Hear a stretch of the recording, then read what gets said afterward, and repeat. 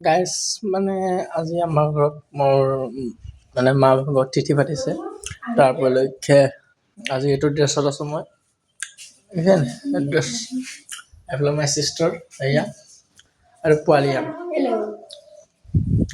আৰু বাকী বস্তু ইয়াত যোগাৰ কৰি আছে। আৰু মোৰ ড্ৰেছটো দেখিছে এয়া পূৰা ফুল কিতাপত আছে।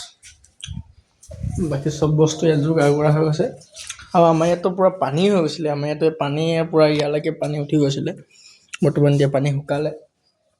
শুকোৱাৰ পিছত বৰ্তমানৰ পৰিস্থিতি এতিয়া ইয়াত মানে বহুত মানুহ আছিলে ইয়াত, খালি পানী হৈ গৈছিলে ইয়াত।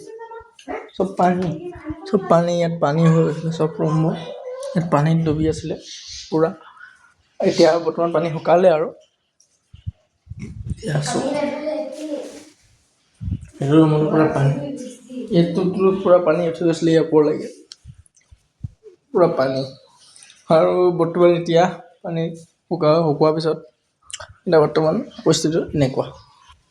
তো আজিলৈ বাই বাই গাইজ, পুনৰ লগ পাম সোমবাৰৰ পৰা। লগ পাই আছোঁ দোকানৰ সৈতে, শিৱসাগৰ ৰুটি ঘৰ। Bye bye.